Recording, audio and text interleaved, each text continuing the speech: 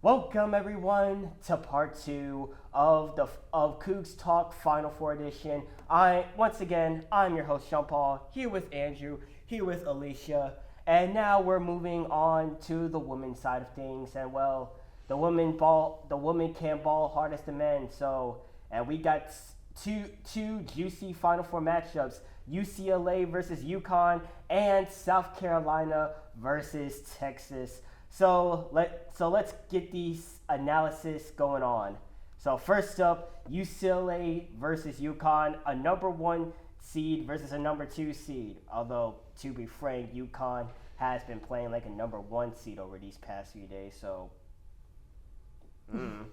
So what's going to be the keys of the game for either team to pull out a win? I'll get it started. I think with UCLA, I think it's obvious. Lauren Betts is their go-to option. Basically, every time they run a play, get the ball into her. She, gets the ball in the back of the net basically every single time.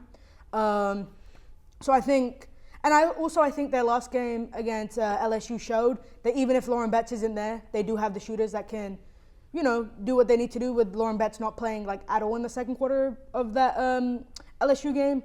I think the keys for UConn, obviously Paige and Sarah have been playing really great basketball. I think the keys will be getting Ashlyn Shade or AZ Fudd going. Neither of them played particularly well in that game against USC. So I think if you get one of those two going from beyond the arc, I think it's lights out.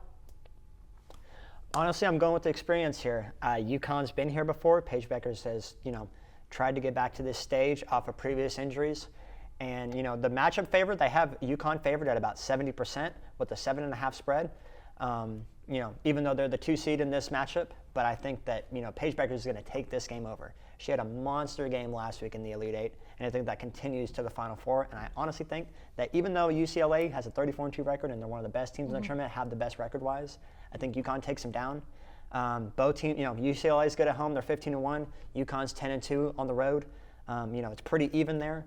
But I think experience plays out in this, and I'm going with Paige Bueckers and the UConn Huskies. Yeah, I will add, this is UCLA's first ever Final Four, whereas for this UConn roster, Paige, AZ, Caroline Ducharme, Aubrey Griffin, even KK and Ashlyn, they've all made deep tournament runs before, whereas UCLA, this team, this is the first time they've ever got this far into a tournament. So that experience that UConn has, Gino Auriemma is one of the greatest coaches ever. This is the 16th Final Four in the last 14 Final Fours ever that UConn has been in. I think at the end of the day, that team they know how to do this. They know how to get to a championship. As a wise man once said, the bigger the stage, the bigger the pressure. And UConn, they've been in this situation before, so go Huskies. And now we got ourselves a Battle of the South matchup, the Texas Longhorns against the South Carolina Gamecocks. And to be honest, what even is a gamecock? Is that some sort of chicken that it has?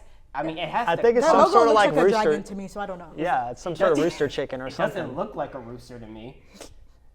I swear. I don't know what that is. Come on. At least specify what it is. Okay, so moving on. What are going to be the keys to the game for our teams to make the championship game? This is the 4th time these teams have played each other this season. So they know each other really, really well. Obviously the last time where it came to a make or break situation, South Carolina got the better of Texas in that SEC championship game. But honestly, I don't think South Carolina has played that well this tournament. I think they've struggled to have anyone shoot the ball amazingly. Their highest scorer against Duke was 14 points. So they don't have anyone that can just, pull it out the bag, 20-plus points, just to carry this team on their back. I think, obviously, I'm never going to doubt this team. Dawn Stanley, she's been here before. This is their 4th consecutive Final Four. They know what they're doing. 5th consecutive Final Four. They know what they're doing. I think the key to this game is just getting the ball in the back, in the basket for them. I think they just haven't done that at an efficient rate during the tournament. For Texas, I think the keys is Madison Booker. She's, All-American, their best player. She's been playing really well in this tournament. So I think getting her going will be important. Also, in the post. Kyla Oldacre and Taylor Jones did an amazing job against the Sedona Prince in that TCU game. Big blocks, big points. They kept her to 4 points, and then she fouled out. So, I mean, they did what they needed to do. I think this is going to be a really tough matchup. I really don't know who's going to win. But, yeah, I mean, what are your thoughts, Andrew? So correct me if I'm wrong, but South Carolina has come off back-to-back championships, correct? Yes. So yeah. we know how hard the three-peat is in the history of sports.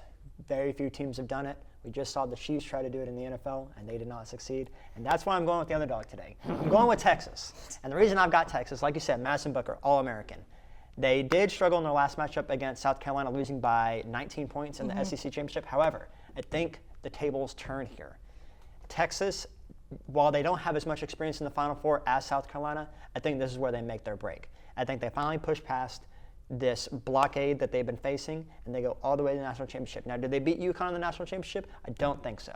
However, I don't think so. With that being said, I think they make it there, and I think they represent for the state of Texas by trying to bring a national championship home in a couple of days. You know, I will say, I mean, the record in this game is 2-1 on the season. So Texas knows what it takes to beat this South Carolina team. This South Carolina team is beatable. We've seen them lose a couple times this season. I'm going to take South Carolina just because I'm never going to doubt Dawn Stanley. But I could really see this game going either way.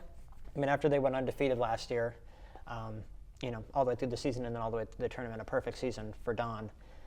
We have seen some slip-ups this year, like you mentioned. So, I mean, you've got South Carolina, I've got Texas. We'll just have to see what happens on April 4th.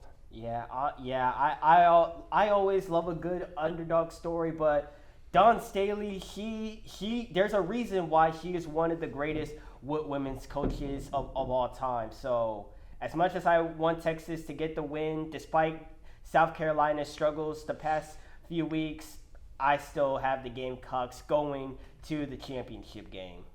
Well, folks, that is the end of the women's Final Four analysis. A lot of great matchups, some great storylines like Paige Beckers. Can she finally break through and achieve the elusive national championship she's been chasing? And can she place herself among the UConn greats like Maya Moore, Brianna Stewart, and Diana Taurasi?